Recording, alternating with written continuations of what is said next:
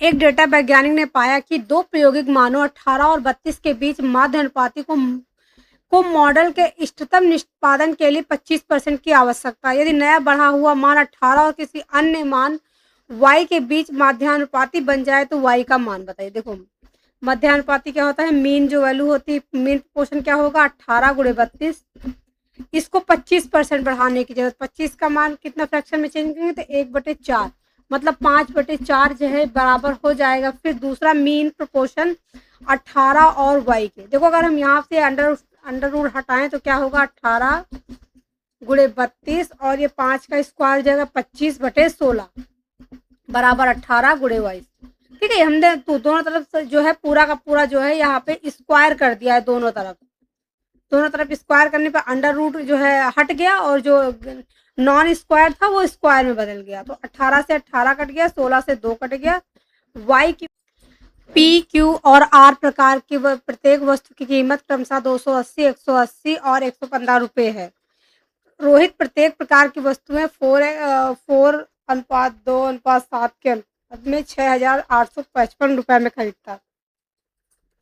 उसने क्यू प्रकार की वस्तुएं कितने खरीदी? देखो 280 गुणे 4 प्लस 180 गुणे 2। अब यहाँ पे आप x मानकर भी कर सकते हो, x की वैल्यू निकल कर आएगी, प्लस 115 गुणे 7, इसकी वैल्यू है 6,855।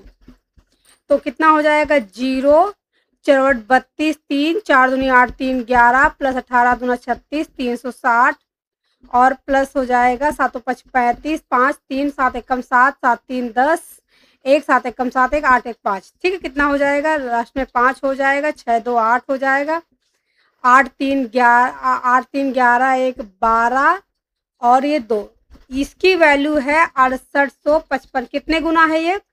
लगभग 3 गुना होगा, 3 और 5 15।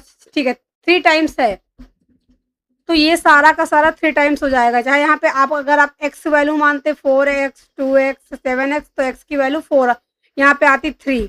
तो पहली टाइप की वस्तुएं हैं 4 3 12, दूसरी है 8 और तीसरी है 21। पूछा है क्यू प्रकार की वस्तुएं, पी प्रकार की वस्तुएं 8 हैं, क्यू प्रकार 12 हैं, क्यू प्रकार की 8 हैं और आर प्रकार की 21 हैं।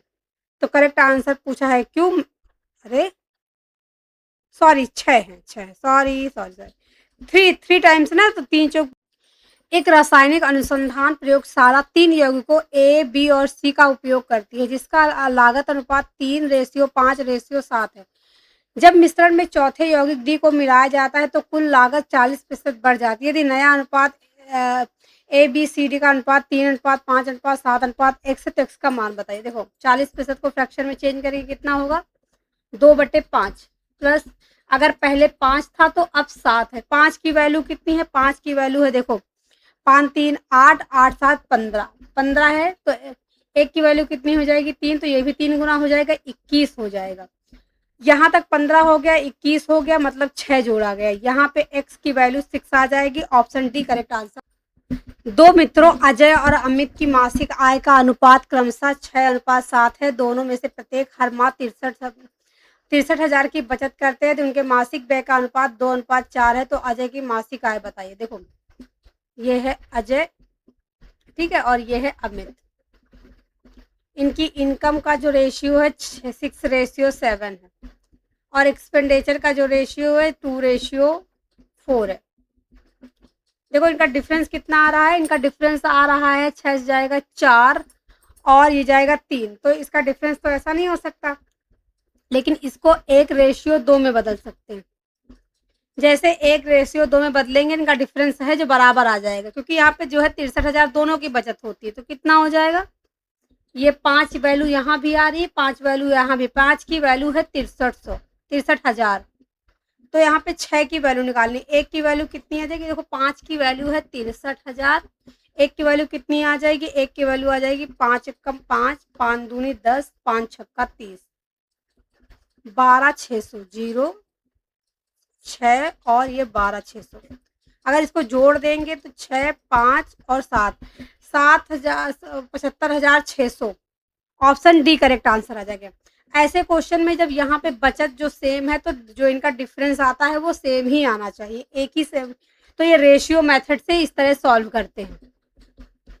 आप चाहें तो इसको उस तरीके से भी सॉल्व कर सकते हैं, 6x माइनस 6300 बटे 7x माइनस 63,000 बराबर 2/4। ये दो संख्याओं का माध्यानुपाती y है और तृतीयानुपाती 112 है, तो वो संख्याएं ज्ञात की। देखो ये क्या है, अगर दो संख्याएं हैं तो अंडर रूट ए बी और ये है बी स्क्वायर अपॉन ए। ऑप्शन रख के देखते हैं, 14 गुणे 14 करेंगे तो 14 आ जाएगा अंडर रूट 14, लेकिन यहाँ पे 14 गुणे 14 करेंगे तो नहीं आएगा, तो ये ऑप्शन नहीं हो सकता, ये ऑप्शन भी नहीं हो सकता। अगर यहाँ पे देखो करेंगे तो अंडर रूट रखेंगे तो 7 चौक 28 इसको सेटिस्फाई करता है, ठीक है। 7 और 28 का अंडर रूट करेंगे तो 14 आएगा, पहले वाले को सेटिस्फाई करता है। दूसरे वाले को करें 28 गुणे 28 बटे 7, 7 चौक 28 चरवट 32, 3 4 दूनी 8 3 11 112। मतलब ये दोनों जो है ऑप्शन बी इसको सेटिस्फाई करता है और ऑप्शन से ही इस क्वेश्चन को हम आसानी से 4 कक्षाओं में लड़कों और लड़कियों का अनुपात क्रमशः 4:5, 3:2, 6:5 और 5:6।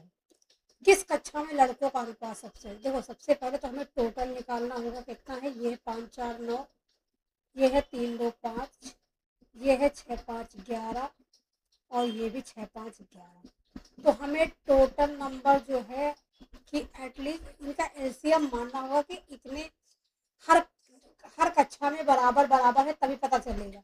तो कितना हो जाएगा, 9 5 45 और 45 का से 11 से मल्टीप्लाई करेंगे, 45 का आ जाएगा 5 और 5 4 9 और 4।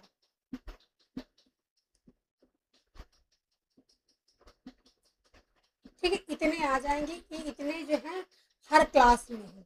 तो 9 से काटेंगे, 9 5 45, 9 5 45, 55 आ गए। 4.5 में लड़के पहले हैं तो लड़के पहले, इसमें कितने हो जाएंगे, 5 चौको 4 5 20, 4 5 20 2 22, 220। 3.5 में कितने हैं, 5 से कट गया तो 99 आ गया, 99 गुणे 3, 3 9 27, 3 9 27 2 29। उसके बाद 6:5 में कितने हैं, 11 की वैल्यू यहाँ पे 495 है, तो कितना हो जाएगा, 45 बचेगा, 45 गुना 90, 9 3 27 270।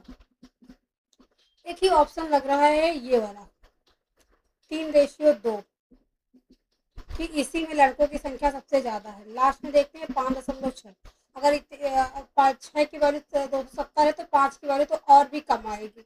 एक ही ऑप्शन बचा है 2:3। ऑप्शन ए करेक्ट आंसर होगा, इसमें लड़कों का अनुपात सबसे अधिक होगा।